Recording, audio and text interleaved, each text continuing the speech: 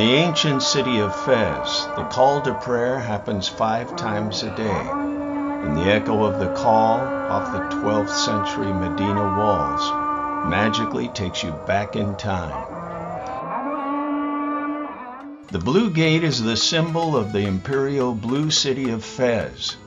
It's also the main entrance to the 1,200-year-old walled Medina, containing 150,000 residents, 9,000 cobbled alleyways, and 300 mosques. The Fez Medina is not only an UNESCO World Heritage Site, but also the world's largest active Medina.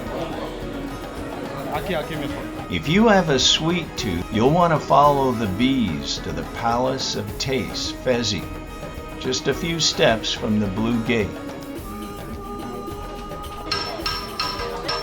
The Medina is filled with various artisan districts, and the Place Sepharine is at the heart of the metalworks district. The hand-woven textile treasures of the Medina are bountiful, and you're sure to find something, if not a beautiful dress or tunic, then perhaps a rug that's been tested for durability by the shop's quality control inspector.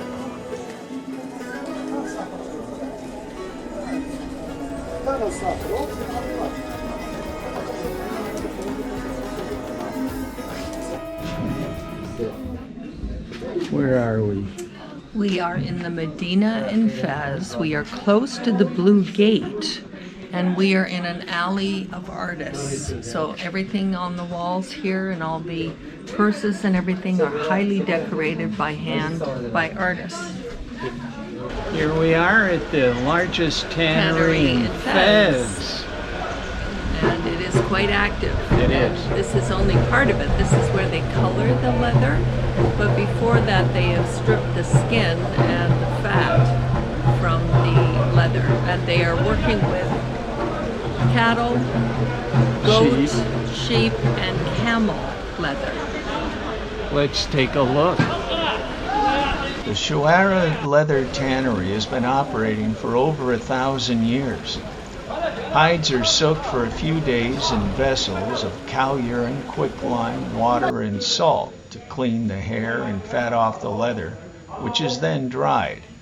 Next, the hides are placed in vats filled with diluted pigeon excrement, which is high in ammonia, and water to be softened.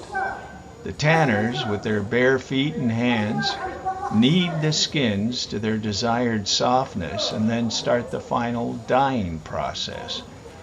It's a back-breaking, labor-intensive job that has many health risks, and it's a tradition that goes back for generations. Okay. All right, we're in Fez, and we're in a madrasa, which is a school for young children to learn about the Quran and their own religion. And it is a beautiful location with a lot of plaster carving and a lot of wood carving. It was closed yesterday, but we're lucky enough to be here today when it's open. Yes. Some of the script on the wall.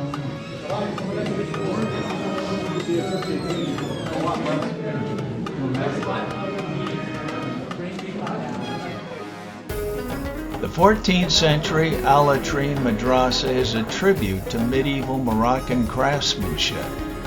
Gorgeous mosaic tiles, filigree plasterwork, and fine carved cedar decorate the courtyard and prayer hall, while in contrast, the upstairs rooms show how austere and simply aspiring scholars lived. Are you getting an education? I am getting an education. Excellent. Stairs and windows and ventilation. Did you have to take out a student loan? I did. Not too much. Sorry.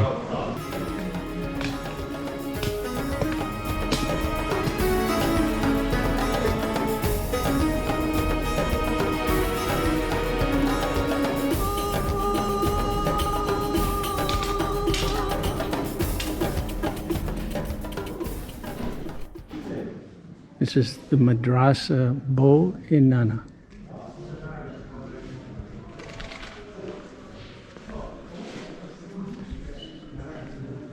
And I assume that's the mosque.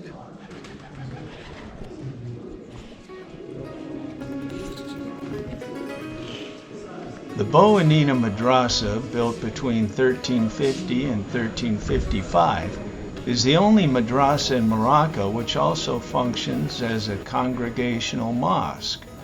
So you'll notice the tall minaret rising from the top as you walk through the blue gate.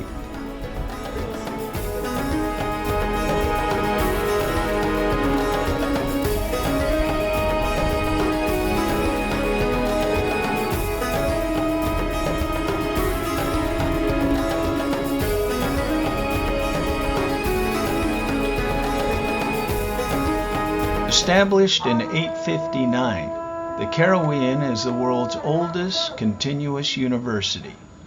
Though it began as a simple madrasa, it has expanded over the centuries to a capacity of 20,000 faculty and students.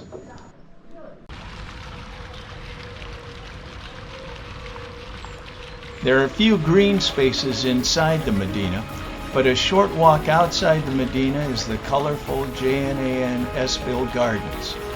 This 20-acre garden contains 3,000 plant species with an Andalusian garden, a Mexican garden, and a bamboo garden. It's a cool and quiet oasis to take a break from the high energy of the Medina.